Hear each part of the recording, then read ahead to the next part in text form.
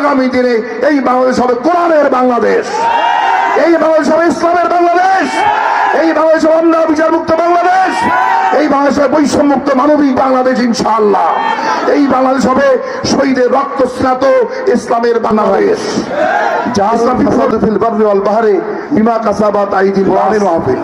আল্লাহ দুনিয়ায় যত মাহফিল মানে এই ধরনের বৈঠক হয়, সমাবেশ হয়, সবচেয়ে শ্রেষ্ঠ মাহফিল কোরআনের মাহফিল, ঠিক কিনা বলেন?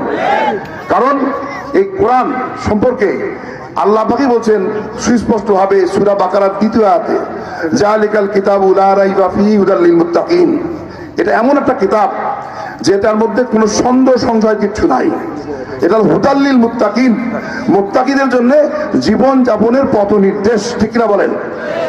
যেটা জীবন যাপনের পথ নির্দেশ শিক্ষা দেয়, আর যে কিতাবটা আল্লাহ বলছেন সার্টিফিকেট দিচ্ছে আল্লাহ, এই কিতাবে সন্দেহ সংশয় কিচ্ছু নাই, এটা আল্লাহর পক্ষ থেকে নাজিল করা, এটা সন্দেহ সংশয় করা কোনো কিছু যাবে না, ঠিক কিনা বলেন?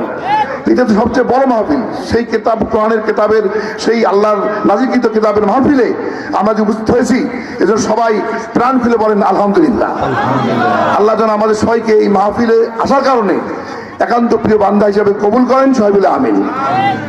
আমি যেটা বলতে চাচ্ছি, আমাদের প্রধান আলোচক কথা বলবেন, নিঃসন্দেহে গুরুত্বপূর্ণ ওনার আলোচনা আপনারা দয়া করে সবাই শুনবেন।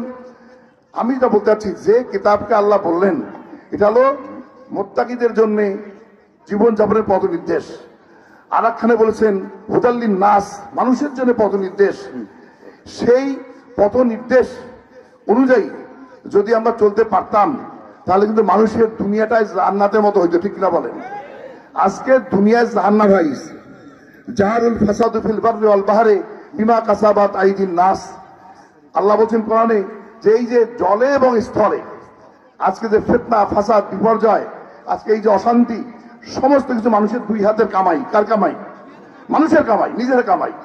অর্থাৎ আমাদের ভুল নীতির কারণে, ভুল আদর্শের কারণে, মানবরচিত মতবাদের কারণে, আল্লাহর দিনকে বাদ দেওয়ার কারণে আমরা যে ভুল পথে পরিচালিত হচ্ছি, তার এই রেজাল্ট হিসাবে, তার এই ফলাফল হিসাবে দুনিয়াতে আজকে বিপর্যয়, নানা হানাহানি, মারামারি, কাটাকাটি, অশান্তি পেরিয়ে আসছে, ঠিক কিনা বলেন? এই যে দুর্নীতি, দুর্নীতি আপনি কিভাবে দূর করবেন? আপনাকে জানেন যে বাংলাদেশ বিগত 16 বছরে একবার নয়, দুইবার নয়, 5 বার দুর্নীতির চ্যাম্পিয়ন হয়েছে, জানেন? আচ্ছা আপনার বলেন তো, দুর্নীতির চ্যাম্পিয়ন হওয়া আর ক্রিকেট খেলায় চ্যাম্পিয়ন হওয়া দুইটা কি এক? একটা হলো সম্মানের মর্যাদার, আর চরম অমর্যাদার। দুর্নীতিতে চ্যাম্পিয়ন হওয়া মানে বিশ্বের মাঝে দুর্নীতিতে 1 নম্বর হামলা, শ্রেষ্ঠ।